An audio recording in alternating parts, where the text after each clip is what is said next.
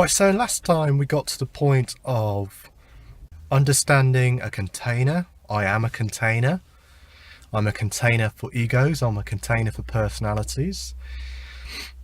And we got to the point of the theoretical possibility of deconstructing the personalities that I can contain into sub-personalities, sub-egos, or archetypes, or polytheistic gods.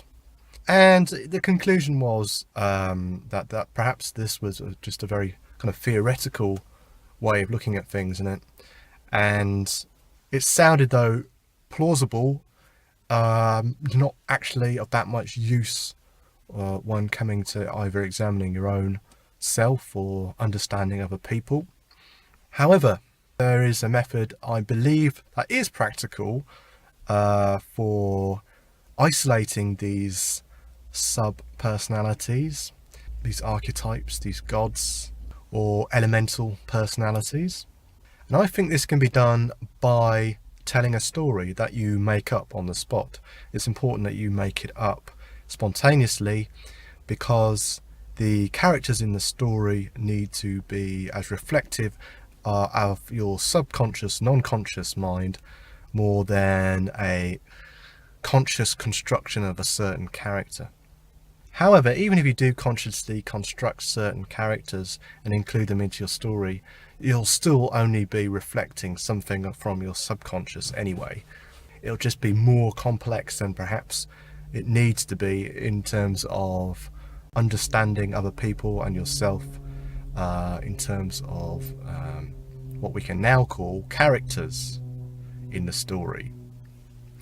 So, sub-personalities, elemental personalities, gods, archetypes, story characters are all effectively one and the same. And so by telling a story, all you're really doing is you're sort of giving a scenario for these characters, an environment for these characters to perhaps interact within, or perhaps within to interact with the environment itself. And by environment, I mean a narrative, a plot, although not really a plot, because a plot implies that it has some specific direction intended by the author, although a lot of this storytelling, because it's spontaneous, will be unintentional.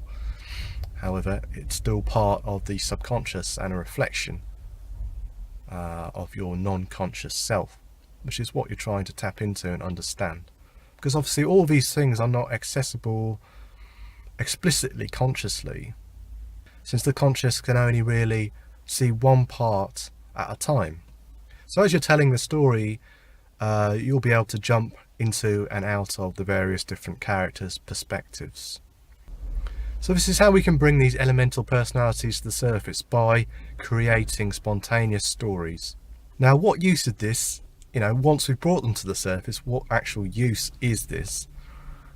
It's sort of, again, a bit theoretical to, even though we practically, I believe, brought these things to the surface, it's theoretical to actually, what do we do with them after that point?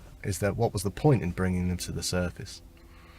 And I think that creating a story which somehow resolves itself does have a practical purpose, in that the resolution of the story will create a resolution that embeds in your subconscious, in your non-conscious, and this will have some effect on you. A lot of artists know this already, in that creating that art is a sort of form of therapy for them. So this is just the same idea, but described in a different way. Obviously, I started off from the concept of information minimalism, and then journeyed all the way to this point. So I suppose this is the end of the story. This is the end of this particular train of creativity. Not that there can't be other trains of creativity. And the resolution to this story is that empathy and understanding and memory and identity are all tied up together, and they can all be linked together, and it can all be transformed and utilised in a more effective way by having a sort of author's mindset. And this links into alchemy, because the creative act of an author changes the author. And this is a sort of spiritual alchemy. But I don't need to go into that. There's plenty of other videos on the YouTube about spiritual alchemy. There's one more thing I'd like to add, and that is sometimes when you tell a story to yourself, it's difficult. You get stuck, you get block, you get writer's block, you don't know where to go next. It's not really writer's block, it's just that perhaps the flow stops. And this is because usually you're just not as practiced as perhaps you could be at weaving a story together. And a good way to actually practice storytelling is to practice it with another person. And so when you get stuck, you can then hand over to the other person who's had plenty of time to actually think about what you're saying and your story, and to think about what might happen next. And they can run with it, run with the story, and when they get stuck, pass it back to you. And it's interesting, that's what's going to happen here is not only a transformation of the individuals concerned, but also an exchange of elemental personalities, elemental archetypes, story characters. So the story characters that perhaps one person creates can be taken on board and absorbed as story characters into the other person's mind. As long as we have some kind of resolution to the story, there should be no harm in this. So I do in fact practice this as a type of meditation, interactive storytelling. Also practice storytelling as a type of meditation. And I perceive this to be one of the key elements of shamanism, which is something I associate with my personality, my identity.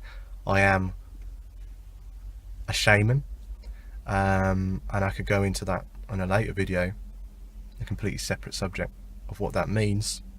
So from the beginning, trying to understand what the YouTube actually is, an art gallery and not a form of communication.